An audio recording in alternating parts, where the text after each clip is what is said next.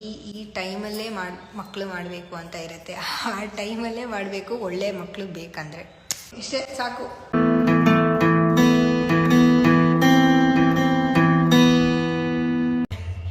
ಇವತ್ತು ಏನು ಮಾಡ್ತೀವಿ ಅಂತ ನಿನ್ನೆ ಟಾಪಿಕ್ ಹೇಳಿದ್ದೆ. ಮನುಷ್ಯನ ಜೀವನದಲ್ಲಿ 4 ಸ್ಟೇಜ್ ಬರುತ್ತೆ. ಅಂದರೆ ಏನು ನೀವು ಬಾಲ್ಯ, ಯೌವನ ಅಂತ ಹೇಳ್ತೀರ, ಅದನ್ನು ಇಲ್ಲಿ ಬ್ರಹ್ಮಚರ್ಯ, ಗೃಹಸ್ಥ, ವಾನಪ್ರಸ್ಥ ಮತ್ತು ಸನ್ಯಾಸತ್ವ.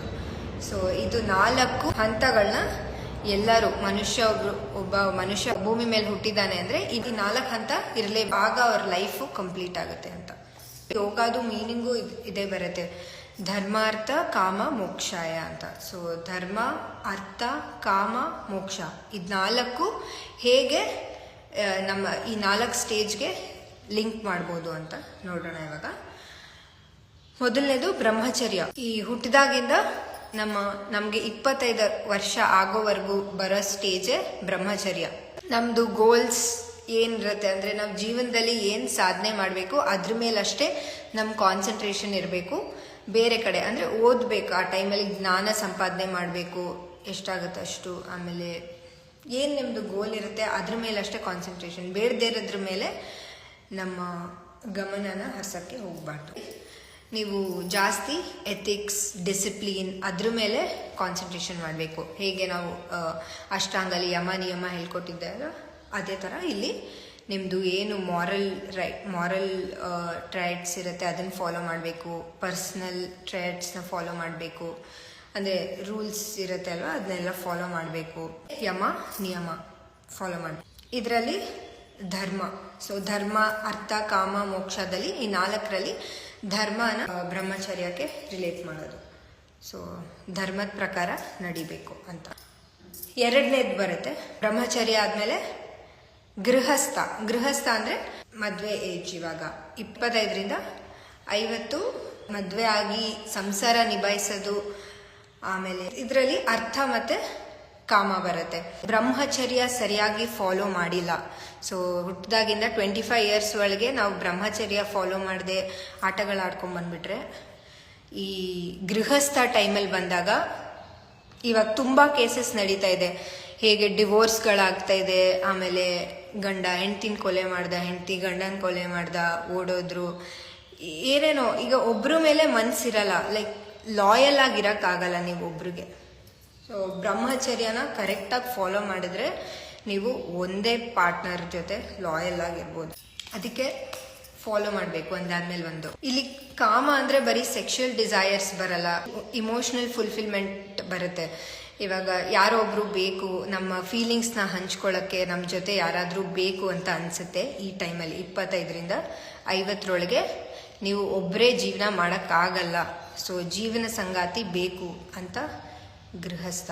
ಫ್ಯಾಮಿಲಿ ಇಂಪಾರ್ಟೆಂಟ್ ಆಗುತ್ತೆ. ಸೊ ಫ್ಯಾಮಿಲಿದು ಏನು ಕಷ್ಟಗಳನ್ನ ನಿಭಾಯಿಸ್ಕೊಂಡು ಪ್ರೀತಿ, ಸಂಸಾರ, ಸೊ ಇದೆಲ್ಲ ಇರಬೇಕು ಜೀವನದಲ್ಲಿ ಅಂತ ಈ 2ನೇ ಹಂತ ಹೇಳುತ್ತೆ.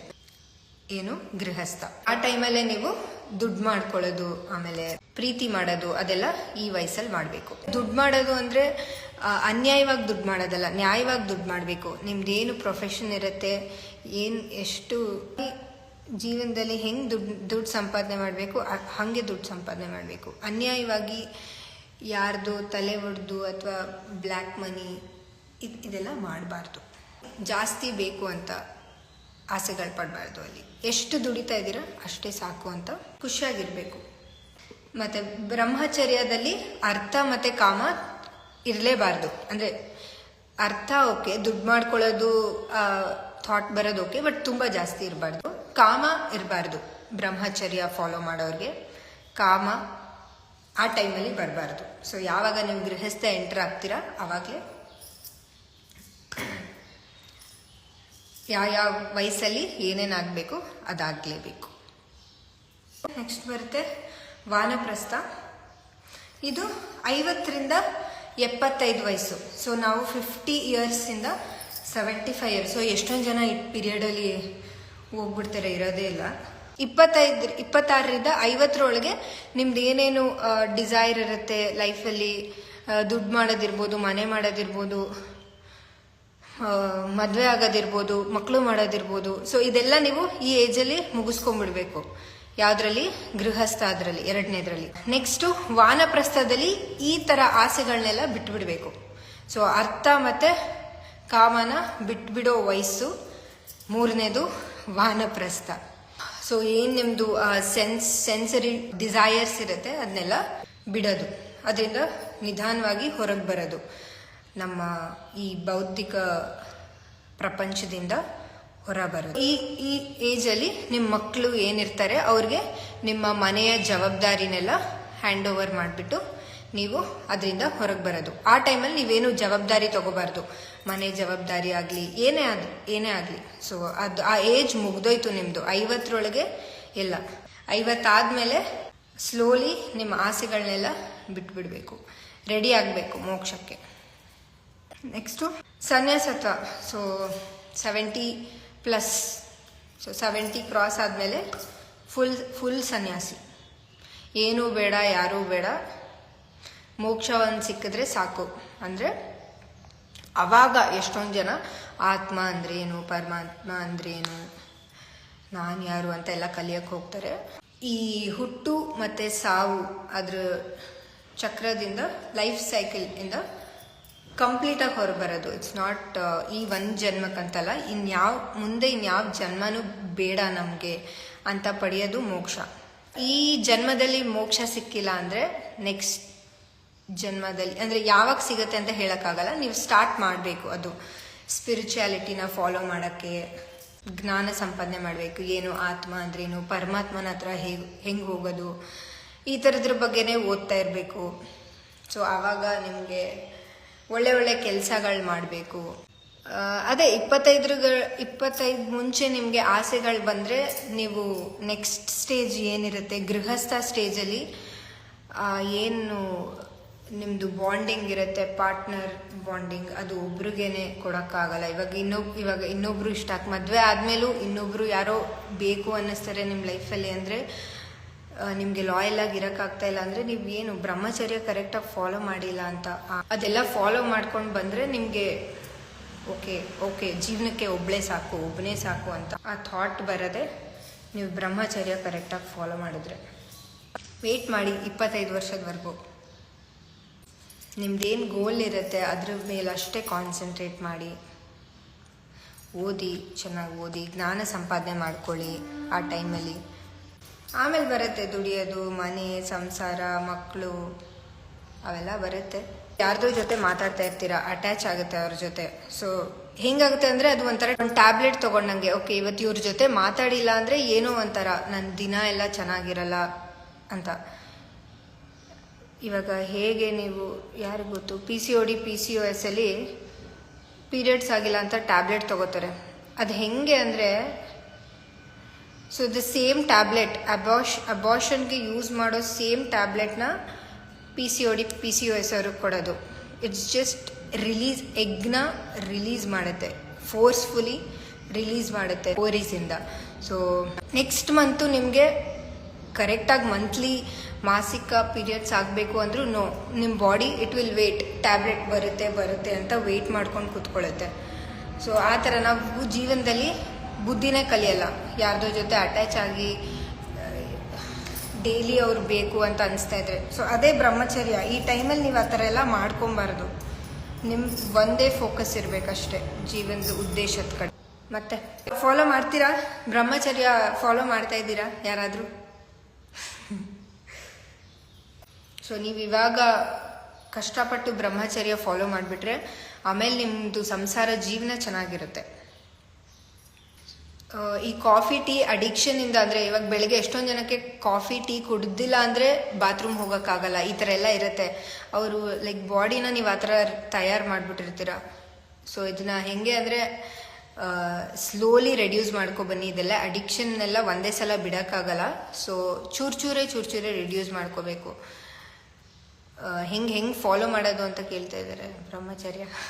ಸೊ ಏನು ನಿಮಗೆ ಬ್ಯಾಡ್ ಹ್ಯಾಬಿಟ್ಸ್ ಇರುತ್ತೆ ಅದನ್ನೆಲ್ಲ ಒಂದೇ ಸಲ ಬಿಡೋಕ್ಕಾಗಲ್ಲ. ಸೊ ಚೂರೇ ಬಿಡಬೇಕು. ಇವಾಗ ಕಾಫಿ ದಿನದಲ್ಲಿ 10 ಸಲ ಕುಡಿತಾ ಇದ್ದೀರಾ ಅಂದರೆ ಕಡಿಮೆ ಮಾಡಿ, 8 ಸಲ ಮಾಡಿ, ಆಮೇಲೆ 5 ಸಲ ಮಾಡಿ, 3 ಸಲ, 4 ಸಲ. ಸೊ ಆ ಥರ ಕಡಿಮೆ ಮಾಡ್ತಾ ಕೊನೆಗೆ no coffee, no sugar, no tea, no maida ಅಂತ ಬರಬೇಕು. ನೀವು ನಿಮ್ಮ ಮನಸ್ಸಿಗೆ ಟ್ರೈನ್ ಮಾಡಬೇಕು.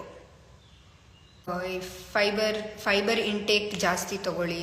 ಬೆಳಗ್ಗೆ ಮೋಷನ್ ಕರೆಕ್ಟಾಗಿ ಹೋಗಲ್ಲ, ಟೀ ಕಾಫಿ ಕುಡಿದ್ರೇ ಹೋಗೋದು ಅನ್ನೋರು ಈ ಫೈಬರ್ ಅಂಶ ಇರೋ ಫುಡ್ನ ಜಾಸ್ತಿ ತಿನ್ನಿ. ಸೊಪ್ಪು, ತರಕಾರಿ ಇವೆಲ್ಲ ತಿನ್ನಿ. ಫ್ರೂಟ್ಸ್. ಶುಗರ್ ಇಲ್ಲ, ಜಸ್ಟ್ ಏನದು, ನೀವು ಯಾವ ಕಷಾಯ ಆದರೂ ಮಾಡಿ. ಶುಂಠಿ ನೀರಿಗೆ ಜಸ್ಟ್ ಶುಂಠಿ ಕಷಾಯ ಅಂದರೆ ಶುಂಠಿ ಪೀಸಸ್ ಮಾಡಿ ಬಾಯ್ಲ್ ಮಾಡೋದು ವಾಟರ್ನ. ಆಮೇಲೆ ಪುದೀನ ಅಂದರೆ ಪುದೀನ ಎಲೆ ಹಾಕಿಬಿಟ್ಟು ಬಾಯ್ಲ್ ಮಾಡೋದು. ತುಳಸಿ ಅಂದರೆ ತುಳಸಿ ಎಲೆಗಳನ್ನ ನೀರೊಳಗೆ ಹಾಕಿ ಬಾಯ್ಲ್ ಮಾಡೋದು. ಸೊ ಬಾಯ್ಲ್ ಮಾಡಿ, ಕಲರ್ ಚೇಂಜ್ ಆಗುತ್ತೆ ವಾಟರ್ದು. ಆವಾಗ ಆಫ್ ಮಾಡಿ. ನಿಮ್ಗೆ ಹಾಗೆ ಕುಡಿಯೋಕ್ಕೆ ಸಪ್ಪೆ ಸಪ್ಪೆ ಅನ್ನಿಸ್ತಾ ಇದೆ ಅಂದರೆ ನೀರು ಫುಲ್ ಎಲ್ಲ ಹಾರಾದ್ಮೇಲೆ, ಬಿಸಿಗೆ ಜೇನುತುಪ್ಪ ಹಾಕಬಾರ್ದು. ಸೊ ಹಾರಾದ್ಮೇಲೆ ಒಂಚೂರು ಜೇನುತುಪ್ಪ ಹಾಕೋಬೋದು ಸ್ವೀಟ್ಗೆ. ಸೊ ಇವಾಗ ಎಲ್ಲ ಬರೋದೆಲ್ಲ ಅಡಲ್ಟ್ರೇಷನ್ನೇ. ಜೇನುತುಪ್ಪನೂ ಇವಾಗ 100% ನ್ಯಾಚುರಲ್ ಸಿಗುತ್ತೆ ಅಂತ ಹೇಳೋಕ್ಕಾಗಲ್ಲ. ಸೊ ಹಾಗೆ ಕುಡೀರಿ. ಹೆಂಗೆ ಇವಾಗ ಜಸ್ಟ್ ತುಳಸಿ ಎಲೆ ಬಾಯ್ಲ್ ಮಾಡಿರ್ತೀರ ಅಷ್ಟೇ, ಅದನ್ನೇ ಸೋಸ್ಕೊಂಡು ಕುಡೀರಿ. ನೀರು ಕುಡ್ದಂಗೆ ಇರುತ್ತೆ ಅದು, ಬಟ್ ಅದರ ಅಂಶ ನಿಮಗೆ ಸಿಗತ್ತೆ. ಇವಾಗ ನಿಮ್ಗೆ ಯಾರ ಜೊತೆನಾದರೂ ಮಾತಾಡ್ಬೇಕಾದ್ರೆ ಅಂದರೆ ಡೈರಿ ಬರೀರಿ. ಆ ಟೈಮಲ್ಲಿ ಇಲ್ಲ ಯಾರಾದರೂ ಬೇಕೇ ಬೇಕು ಮಾತಾಡೋಕ್ಕೆ ಅಂತ ಅಂದರೆ, ಬ್ರಹ್ಮಚರ್ಯ ಟೈಮಲ್ಲಿ ಯಾರಾದರೂ ಬೇಕು ಅನ್ನಿಸ್ದಾಗ ನಿಮಗೆ ಡೈರಿ ಇಟ್ಕೊಳ್ಳಿ. ಡೈಲಿ ಜರ್ನಲ್ ಬರೀರಿ. ಇದಾಯಿತು, ನನ್ನ ದಿನಚರಿ ಹಿಂಗಿತ್ತು. ಬೆಳಗ್ಗೆ ಎದ್ದ ತಕ್ಷಣ ಪ್ಲ್ಯಾನ್ ಮಾಡಿ, ಈ ಡೇಯಲ್ಲಿ ಏನು ಮಾಡಬೇಕು ಅಂತ ಫಸ್ಟು ಬರ್ಕೊಳ್ಳಿ. ಮತ್ತೆ ರಾತ್ರಿ ಮಲ್ಕೋಬೇಕಾದ್ರೆ ತೆಗೀರಿ ಡೈರಿ. ಏನು ಬರೆದಿದ್ದೆ ಅದೆಲ್ಲ ಮಾಡಿದ್ದೀನ ಅಂತ ನೋಡಿ. ಮಾಡಿಲ್ಲ ಅಂದರೆ ಏನಕ್ಕೆ ಮಾಡಿಲ್ಲ, ರೀಸನ್ ಏನು, ಅದನ್ನು ನೋಟ್ ಡೌನ್ ಮಾಡ್ಕೊಳ್ಳಿ. ನಾಳೆ ಮಾಡ್ಬೋದಾ. ಸೊ ಈ ಥರ ನಿಮ್ಮ ಜೊತೆ ನೀವೇ ಟೈಮ್ ಸ್ಪೆಂಡ್ ಮಾಡಿ. ಮೊಸ್ಕಿಟೋಸ್ ಅಲ್ಲ, ಈ ಲೈಟ್ಸ್ಗೆ ಹುಳ ಬರುತ್ತೆ, ಲೈಟ್ ಹುಳ ಅಷ್ಟೇ, ಇನ್ನೇನು. ಗೊತ್ತಾಯ್ತಾ? ಫಾಲೋ ಮಾಡ್ತೀರಾ? ಧರ್ಮ, ಅರ್ಥ, ಕಾಮ, ಮೋಕ್ಷ. ಯಮ ನಿಯಮ ಅಂತೂ ಬಿಡಕ್ಕೆ ಹೋಗಲೇಬೇಡಿ. ಯಮ ನಿಯಮ ಏನು ಅಂತ ಗೊತ್ತಿಲ್ಲ ಅಂದರೆ ನನ್ನ ಯೂಟ್ಯೂಬ್ಗೆ ಹೋಗಿ ಯೋಗದ ಮಾರ್ಗಗಳು ಅಂತ ವಿಡಿಯೋ ಇದೆ, ಅದು ನೋಡಿ ಅರ್ಥ ಆಗುತ್ತೆ ನಿಮಗೆ. ಏನು ಯಮ ಅಂದ್ರೇನು, ನಿಯಮ ಅಂದ್ರೇನು, ಮೋಕ್ಷಕ್ಕೆ ತಲುಪಕ್ಕೆ ಏನೇನು ಮಾಡಬೇಕು. ಸೊ ಅದೆಲ್ಲ ಇದೆ ಅಲ್ಲಿ. ವರ್ಕ್ ಆಗುತ್ತೆ, ಬಟ್ ಎಷ್ಟೊಂದು ಜನಕ್ಕೆ ಈ ಜನರೇಷನ್ ಅವ್ರಿಗೆ ವರ್ಕ್ ಆಗುತ್ತಾ ಅಂದರೆ, ಎಷ್ಟೊಂದು ಜನಕ್ಕೆ ಜ್ಞಾನ ಇಲ್ಲ. ಅಂದರೆ ಈ ಥರ ಎಲ್ಲ ಹೇಳ್ಕೊಡೋಕ್ಕೆ ಯಾರೂ ಜನ ಇಲ್ಲ. ಸೊ ಎಲ್ಲರೂ ಲೈಫ್ನ ಎಂಜಾಯ್ ಮಾಡಬೇಕು, ಫುಲ್ಲು ಒಂದೇ ಜೀವನ, ಆ ಥರನೇ ಮೈಂಡ್ ಸೆಟ್ ಇರುತ್ತೆ. ಸೊ ನೀವೆಲ್ಲ ಕಲ್ತ್ಕೊಳ್ಳಿ. ಸೊ ಇವಾಗ ನೀವು ನನ್ನಿಂದ ಕಲಿತಾ ಇದ್ದೀರಾ, ನೀವು ಕಲ್ತ್ಕೊಂಡು ಇನ್ನೊಂದಷ್ಟು ಜನಕ್ಕೆ ಹೇಳ್ಕೊಡ್ಬೇಕು. ನೀವು ಆವಾಗಲೇ ಚೇಂಜ್ ಆಗೋದು. ಸುಮ್ಮನೆ ನೀವು ಕಲ್ತ್ಕೊಂಡು ನೀವು ಮಾತ್ರ ಫಾಲೋ ಮಾಡಬೇಡಿ, ನಿಮ್ಮ ಜೊತೆ ಇರೋರಿಗೂ ಹೇಳ್ಕೊಡಿ. ಎಸ್, ಮಾಡ್ಕೊಳ್ಳಿ, ಅಪ್ಲೈ ಮಾಡಿ ಇದನ್ನೆಲ್ಲ ಲೈಫಲ್ಲಿ. ಇನ್ಸ್ಟಾಗ್ರಾಮ್ ತೆಗೆದ್ರೆ ಅಲ್ಲ ಅವ್ರ ಡಿವೋರ್ಸ್ ಆಯಿತು, ಇವ್ರ ಡಿವೋರ್ಸ್ ಆಯಿತು, ಇವ್ರು ಕೊಲೆ ಮಾಡಿದ್ರು, ಅವ್ರು ಕೊಲೆ ಮಾಡಿದ್ರು. 1-2 ವರ್ಷ ಲೇಟ್ ಆದರೂ ಪರವಾಗಿಲ್ಲ, ಅರ್ಥ ಮಾಡ್ಕೊಳ್ಳಿ. ನಿಮ್ಮ ಜೀವನ ಸಂಗಾತಿಯಾಗಿ ಬರೋರನ್ನ ಚೆನ್ನಾಗಿ ಅರ್ಥ ಮಾಡ್ಕೊಳ್ಳಿ. ಅರ್ಜೆಂಟ್ ಮಾಡ್ಕೋಬೇಡಿ. ನಾವು ಬ್ರಹ್ಮಚರ್ಯ ಎಲ್ಲ ನೀಟಾಗಿ ಫಾಲೋ ಮಾಡಿಬಿಟ್ಟು ನಮಗೆ ಸಿಗೋ ಪಾರ್ಟ್ನರ್ ಫಾಲೋ ಮಾಡಿಲ್ಲ ಅಂದರೆ ಮೋಸ ಆಗ್ಬಿಡುತ್ತೆ ನಮಗೆ. Correct age to get married 25 to 30 ಒಳಗೇನೆ. ಹುಡುಗರು ನಂಗೆ ಗೊತ್ತಿಲ್ಲ, ಬಟ್ ಹುಡುಗಿರು 30 ವರ್ಷದೊಳಗೆ ಮದುವೆ ಆಗಬೇಕು. ಏನಕ್ಕಂದರೆ ಅವ್ರದ್ದು ಬಯಾಲಜಿಕಲಿ ದಿ ಕಾಂಟ್ ಬೇರ್ ಚಿಲ್ಡ್ರನ್. ಅದಾದಮೇಲೆ ಕಷ್ಟ ಆಗುತ್ತೆ. ಈಗ ಕ್ರೋಮೋಸೋಮಲ್ ಡಿಫೆಕ್ಟ್ ಅಂತ ಬರ್ತಾ ಇದೆ, ಆಟೋ ಇಮ್ಯೂನ್ ಡಿಸೀಸ್ ಗೊತ್ತಲ್ವಾ. ಅವರ ಇಮ್ಯೂನ್ ಸಿಸ್ಟಮೇ ಅವ್ರದ್ದು ಒಳ್ಳೆ ಸೆಲ್ಸ್ನ ಸಾಯಿಸ್ಕೊಂಡು ಬರ್ತಾ ಇರುತ್ತೆ. ಸೊ ಅವ್ರ ಓನ್ ಸೆಲ್ಸ್ನ ಐಡೆಂಟಿಫೈ ಮಾಡಲ್ಲ. ಓಕೆ, ಫಾರಿನ್ ಬಾಡಿ ಅಂದ್ಬಿಟ್ಟು ಓನ್ ಸೆಲ್ಸ್ನ ಡ್ಯಾಮೇಜ್ ಮಾಡ್ತಾ ಬರ್ತಾ ಇರುತ್ತೆ. ಸೊ ಹಂಗಂದ್ರೆ ಒಂದೊಂದೇ ಆರ್ಗನ್ಸ್ ಡ್ಯಾಮೇಜ್ ಆಗ್ತಾ ಇರುತ್ತೆ ಅವ್ರಿಗೆ. ಸೊ ಇದೆಲ್ಲ ಕ್ರೋಮೋಸೋಮಲ್ ಡಿಫೆಕ್ಟ್ ಯಾವಾಗ ಬರುತ್ತೆ ಅಂದರೆ 30 ವರ್ಷ ಹುಡುಗಿರು 30 ವರ್ಷ ಆದಮೇಲೆ ಚೈಲ್ಡ್ ಬೇರ್ ಮಾಡೋಕ್ಕೆ ಹೋದಾಗ ಕ್ರೋಮೋಸೋಮ್ ಅನಾಲಿಸಿಸ್ ಅಂತ ಮಾಡ್ತಾರೆ. ಸೊ ಅದು ಎವ್ರಿ ಮಂತ್ ಮಾಡಿಸ್ಬೇಕಾಗತ್ತೆ, ಸೊ ದಟ್ ಮಗುಗೆ ಏನು ಪ್ರಾಬ್ಲಮ್ ಆಗಬಾರ್ದಂತ. ಏನಕ್ಕೆ ಅಂದರೆ ನಮ್ಮದು ಎಗ್ಸ್ ಇರುತ್ತೆ, ನಾವು ಹುಟ್ಟಿದ ತಕ್ಷಣ ಇಷ್ಟು ಎಗ್ಸ್ ಅಂತ ಇರುತ್ತೆ ನಮಗೆ, ಆಯಿತಾ. ಸೊ ನಾವು ಎವ್ರಿ ಮಂತ್ ಒಂದೊಂದು ಎಗ್ ರಿಲೀಸ್ ಆಗ್ತಾ ಇರುತ್ತೆ, ಗುಡ್ ಕ್ವಾಲಿಟಿ ಎಗ್ ರಿಲೀಸ್ ಆಗ್ತಾ ಇರುತ್ತೆ. So up to 28, 30 is also fine. Up to 30 ಆದಮೇಲೆ ಮಕ್ಕಳು ಮಾಡ್ಕೊಳ್ಳೋಕೆ ಹೋದಾಗ ಕಷ್ಟ ಆಗುತ್ತೆ. ನೀವು ಫಿಟ್ ಆಗಿಲ್ಲ ಅಂತ ಅಂದರೆ ತುಂಬ ಕಷ್ಟ ಆಗುತ್ತೆ. ಕೆಲವೊಬ್ರಿಗೆ ಮಕ್ಕಳೇ ಆಗಲ್ಲ. ಸೊ ಈ PCOD PCOS ಇಂದ ಒಳ್ಳೆ ಮಗು ಬೇಕಂದರೆ ಬೇಗ ಮದುವೆ ಆಗಿ, ಬಟ್ ಅರ್ಥ ಮಾಡ್ಕೊಳ್ಳಿ ಲೈಫ್ನೂ. ಆಮೇಲೆ ಇವೆಲ್ಲ ಲೇಟಾಗಿ ಬಂದ್ಬಿಟ್ನಾ ನಾನು, ಬೇಗ ಅರ್ಥ ಮಾಡಿಸ್ಬೇಕು ಇದನ್ನೆಲ್ಲ. ಇದು ಗರ್ಭ ಸಂಸ್ಕಾರ ಅಂತ ಬರುತ್ತೆ. ನೀವು ಸಮಾಜಕ್ಕೆ ಒಳ್ಳೆ ಮಗು ಕೊಡಬೇಕಂದ್ರೆ ಗರ್ಭ ಸಂಸ್ಕಾರ ಮಾಡಿಸ್ಬೇಕು. ಸೊ ಮಗುಗೆ ಹೊಟ್ಟೆ ಒಳಗೇನೆ ಮಂತ್ರಗಳನ್ನ ಓದಿ ಆ ಮಗುನ ತಯಾರಿ ಮಾಡ್ತಾರೆ, ಯಾವ ಥರ ಇರಬೇಕು ಲೈಫಲ್ಲಿ ಅಂತ. ಆ್ಯಕ್ಚುಲಿ ಅದು ವರ್ಕ್ ಆಗುತ್ತೆ. ಸೊ ದೊಡ್ಡವರಾದಮೇಲೆ ನಮಗೆ ಅಷ್ಟು ಕಷ್ಟ ಆಗಲ್ಲ ಮಕ್ಕಳನ್ನ ಬೆಳೆಸೋದು. ಸೊ ಅವ್ರಿಗೆ ಅರ್ಥ ಆಗಿರುತ್ತೆ ಹೊಟ್ಟೆ ಒಳಗೆ. ಬ್ರೇನು ಹಾರ್ಟು ಡೆವಲಪ್ ಆದಮೇಲೆ ಈ ಗರ್ಭ ಸಂಸ್ಕಾರ ಸ್ಟಾರ್ಟ್ ಆಗುತ್ತೆ. ಸೊ ಮಾಡಬೇಕದು, ನಾನು ಇನ್ನೂ ಮಾಡಿಲ್ಲ. ಸೊ ಪ್ರಿನೇಟಲ್ ಪೋಸ್ಟ್ನೇಟಲ್ ಕೋರ್ಸ್ ಅದನ್ನು ಮಾಡಿಲ್ಲ. ಸೊ ಅದ್ರ ಬಗ್ಗೆ ನಾನು ಜಾಸ್ತಿ ಮಾತಾಡೋಕ್ಕೆ ಹೋಗಲ್ಲ. ಅದು ಮುಗಿಸಿದ ಮೇಲೆ ನಾನು ನಿಮ್ಗೆ ಹೇಳ್ಕೊಡ್ತೀನಿ ಗರ್ಭ ಸಂಸ್ಕಾರ ಹೆಂಗೆ ಮಾಡೋದು, ಹೇಗೆ ಒಳ್ಳೆ ಮಕ್ಕಳನ್ನ ಸಮಾಜಕ್ಕೆ ತರೋದು. ಮಹಾಭಾರತದಲ್ಲಿ ಅಭಿಮನ್ಯು ಕೇಳಿದ್ದೀರಲ್ವ, ಹೇಗೆ ಅಭಿಮನ್ಯು ಚಕ್ರವ್ಯೂಹ ಒಳಗೋಗೋ ಸ್ಟೋರಿ ಕೇಳಿಸ್ಕೊತಾನೆ, ಆ ಥರ ಸೇಮ್ ವರ್ಕ್ ಆಗುತ್ತೆ ಇದು.